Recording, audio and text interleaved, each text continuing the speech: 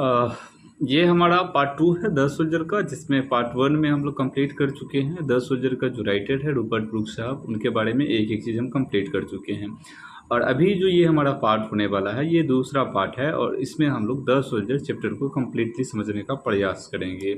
और वो भी ऐसे कि एक एक लाइन नहीं, एक एक वर्ड का मीनिंग हमको समझ में आने वाला है। तो अगर आप चाहते हैं कि एक ही बार में ये कंप्लीट हो जाए, फिर से हमको दोबारा कभी किसी दूसरे चैनल पे न जाना पड़े और बार बार वीडियो पे क्लिक न करना पड़े, तो आप इस वीडियो को ज़रूर से देखिए। जैसे ही आप इस वीडियो को देखिएगा तो यकीनन आपका एक एक चीज़ कंप्लीट हो जाएगा, डाउट नहीं बचेगा। और इस चैप्टर को कंप्लीट करने के बाद एक एक ऑब्जेक्टिव क्वेश्चन हो या फिर समरी हो या फिर कोई भी चीज़ हो, उसमें आपका कॉन्सेप्ट ज़्यादा बेहतर और क्लियर हो जाएगा। तो चलिए ज़्यादा देर नहीं करते हैं और डायरेक्ट हम इस चैप्टर को कंप्लीट करने का कोशिश करते हैं। ध्यान दीजिएगा, चैप्टर का सबसे पहला जो लाइन है, ये हेडिंग जो है, टाइटल, वो क्या है? तो ये है हमारा द सोल्जर। मतलब ये कि इसमें हमको एक सैनिक के बारे में पढ़ना है, एक सोल्जर के बारे में पढ़ना है। और ये सैनिक और ये सोल्जर कोई दूसरा और नहीं है, ये खुद राइटर हैं रूपर्ट ब्रूक साहब। ये अपने बारे में कुछ लिखने का प्रयास किए हैं कि एक सोल्जर जो होता है, एक सैनिक जो होता है, उसके मन में क्या चल रहा होता है। क्योंकि आप सब और हम सब ये जानते हैं कि जैसे हम लोग मौत से डरते रहते हैं, भागते रहते हैं, तो वही दूसरी तरफ एक सोल्जर होता है और उसका जॉब ही वही होता है कि उस पर बढ़ना ही तय है। तो ऐसे में क्या चल रहा होता है ऐसे सोल्जर के मन में कि अगर हम मर जाएंगे तो हमारे साथ क्या होगा, हमारे परिवार के साथ क्या होगा, हमारे आने वाले कल में क्या होगा, लोग हमें किस प्रकार से याद करेंगे। ये सारा का सारा कुछ बात करने का कोशिश किए हैं राइटर साहब इस चैप्टर में। तो सबसे पहला लाइन क्या कह रहे हैं? सबसे पहला लाइन में ये कह रहे हैं, इफ़ मतलब यदि, आई मैं, शुड डाई। देखिएगा, एक चीज़ ध्यान दीजिएगा, यहाँ पे शुड मतलब चाहिए, होना चाहिए था, लेकिन यहाँ पे हम चाहिए नहीं निकालेंगे, क्योंकि पोएट्री जो होता है और कविता जो होता है, यहाँ पे एक्चुअल मीनिंग नहीं निकलता है चीज़ों का। अगर आप किसी भी वर्ड का एक्चुअल मीनिंग निकालने का कोशिश कीजिएगा तो पोएट्री अपना सेंस नहीं दे पाएगा। पोएट्री अपना sense on the basis of word या फिर सेंटेंस या फिर ग्रामेटिकल रूल्स के अकॉर्डिंग नहीं देता है, बल्कि ये जो अपना सेंस है, अपने भाव को जो इसके प्रकट करता है, ये दिल से अपने भाव को प्रकट करता है और जैसे सही निकल जाए वही सही होता है। तो यहाँ पे आप ज़्यादा वर्ड्स के पीछे नहीं भागिएगा, हम जो आपको बता रहे हैं उस चीज़ पे आप ध्यान दीजिएगा, उसी चीज़ को आप समझने का कोशिश कीजिएगा। देखिए, कह रहे हैं इफ़ मतलब यदि, आई मैं, शुड डाई यदि मैं मर जाऊं, डाई मतलब होता है मर जाऊं, यदि मैं मरना चाहूं, अगर आप एक्चुअल मीनिंग निकालिएगा तो ये निकलेगा, यदि मैं मरना चाहूं। लेकिन एक्चुअल सही मीनिंग क्या आएगा जी?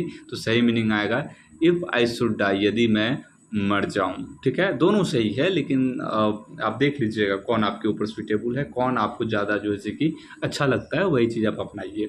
इफ़ आई यदि मैं, शुड डाई मर जाऊं, थिंक तो सोचना। ये कह रहे हैं कि यदि मैं मर जाऊं तो तुम सोचना, तुम सब सोचना, मेरे मरने के बाद जो लोग यहाँ पे बचेंगे, जो मुझे जानते हैं, वो सब क्या सोचेंगे। ये कह रहे हैं कि तुम सब सोचना, क्या सोचना? वनली केवल इतना सोचना, दिस ऑफ मी मेरे बारे में। ये कह रहे हैं इफ़ आई शुड डाई यदि मैं मर जाऊं, थिंक वनली केवल इतना सोचना, दिस ऑफ मी मेरे बारे में, डैट कि देयर इज़ सम कॉर्नर कि कोई कोना रहा होगा, देयर इज मतलब देयर बीच मतलब वहाँ होगा, सम कॉर्नर कोई कोना रहा होगा, और फिर फॉरेन फील्ड विदेशी भूमिका। मतलब ये कि ये कह रहे हैं कि यदि मैं मर जाऊं तो तुम ये सोचना है कि कोई कोना रहा होगा, फॉरेन फील्ड विदेशी भूमिका, that is for ever England, जो सदा के लिए इंग्लैंड का हो जाएगा। ये कह रहे हैं कि मैं जब भी मरूंगा तो यकीनन इस बात के लिए आप यकीन करो कि मैं अपने भूमि पे नहीं मरने वाला हूँ। इसका क्या मतलब है? इसका बहुत बड़ा और डीप मीनिंग है। इसका मीनिंग ये है कि मैं अपने भूमि पे नहीं मरूंगा, मैं फॉरेन फील्ड पे मरूंगा। और ये सिर्फ फॉरेन फील्ड बहुत ज़्यादा बड़ा और डीप मीनिंग दे रहा है। इसका मतलब ये हुआ कि मैं एक सैनिक हूँ और सैनिक का कर्तव्य होता है भगाते हुए मारना, न कि भागते हुए मरना। तो यहाँ पे ये कह रहे हैं कि यदि मैं मर भी जाऊं तो यकीनन तुम ये सोचना कि रूपर्ट ब्रूक कहीं भी मरा होगा तो वो अपने भूमि पे नहीं मरा होगा, विदेशी भूमि पे दुश्मनों को खंगालते हुए, दुश्मनों को दौड़ाते हुए मर गया होगा। शहादत को चला गया होगा। इसीलिए कह रहे हैं कि मैं जब भी मरूंगा विदेशी भूमि पे मरूंगा, मैं लौट करके भागते हुए नहीं मरूंगा, मैं भगाते हुए मरूंगा और दूसरे की भूमि पे जा करके जैसे कि अपना झंडा गाड़ करके मर जाऊंगा, ऐसा ये कह रहे हैं। That is for ever England, ये कह रहे हैं कि वो जो भूमि है जिस भूमि पे मैं मरूंगा, that is for ever England, वो सदा के लिए इंग्लैंड का हो जाएगा। कह रहे हैं कि मैं अपना झंडा वहाँ पे गाड़ूंगा और उस जगह पे दोबारा कोई दूसरा दुश्मन देश जो है कि वहाँ पे आ नहीं पाएगा, उस ज़मीन को मैं अपना बना लूँगा। Date is for ever England, वो ज़मीन सदा सदा के लिए इंग्लैंड का हो जाएगा। ये इंग्लैंड के पोएट हैं और इंग्लैंड के जो है कि सोल्जर हैं, ये सैनिक हैं, और इंग्लैंड के प्रति इनका जो देश के प्रति प्रेम है उस चीज़ को आप देख सकते हैं क्या है। ये कह रहे हैं date is for ever England, मैं उस भूमि पे मरूंगा जिस भूमि पे मरूंगा, जिस विदेशी भूमि पे मरूंगा, that is for ever England, और वो भूमि सदा सदा के लिए इंग्लैंड का हो जाएगा।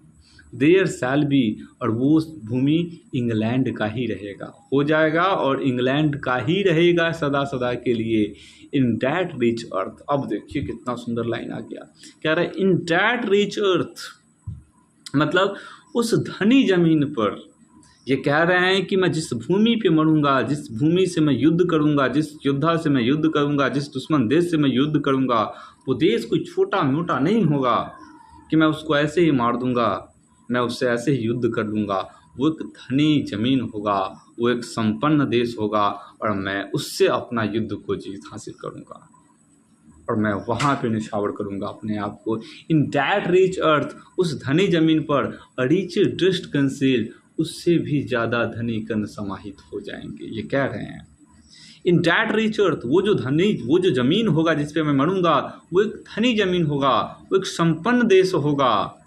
अ रिचर डस्ट कंसील, और उससे भी ज़्यादा खुशी का बात यह है कि उस ज़मीन पर एक रिचर, उससे भी ज़्यादा धनी कण समाहित हो जाएगा, एक ऐसा योद्धा जिसके नाम लेने से उसका सम्मान बढ़ जाएगा। ये कह रहे हैं पोएट। अ रिचर डस्ट, एक उससे भी ज़्यादा धनी, डस्ट मतलब कण, कंसिल्ड समाहित हो जाएगा। डस्ट मतलब धूल होगा, कंसिल्ड मतलब समाहित होना। ये अपने आप को धूल मान रहे हैं कि जब मैं मरूंगा तो उसी ज़मीन पे मुझे दफना दिया जाएगा और मैं उस कण में समाहित हो जाऊंगा और एक और कण बन जाऊंगा।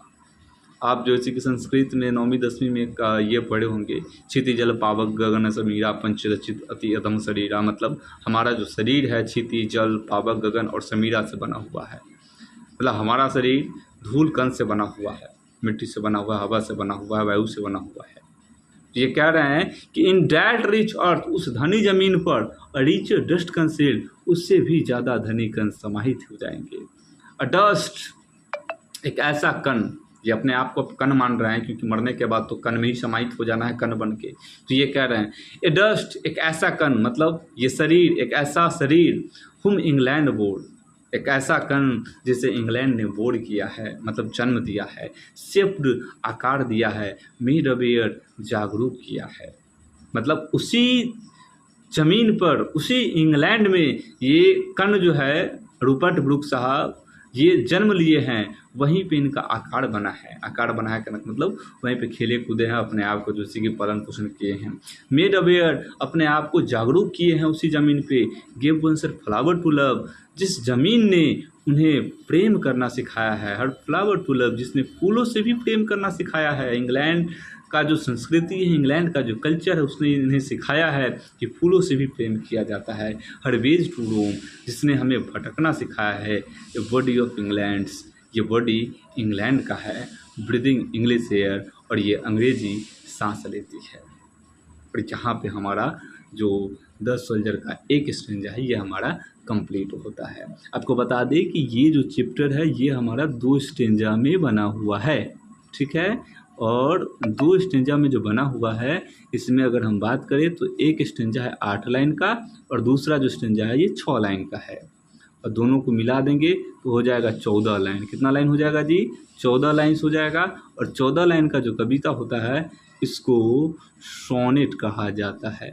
क्या कहा था जी? सोनेट। तो इसको याद रखिएगा, ये चीज़ आपको 1-2 नंबर में हर एक साल पूछता है, तो इस चीज़ को आप कंप्लीट कर लीजिएगा, ठीक है। ये चैप्टर से रिलेटेड बात हमने आपको बता दिया है। अब ये जो 14 लाइन है इसमें से एक स्टेंजा जो 8 लाइन का है ये हमने आपको पढ़ा दिया है। अब बच गया 6 लाइन का स्टेंजा, ये आपको अगला वीडियो में पढ़ाएंगे। अच्छा एक चीज़ और, 8 लाइन का जो कविता होता है, स्टेंजा जो होता है, इसको हम लोग ऑक्टेव कहेंगे। क्या कहेंगे जी?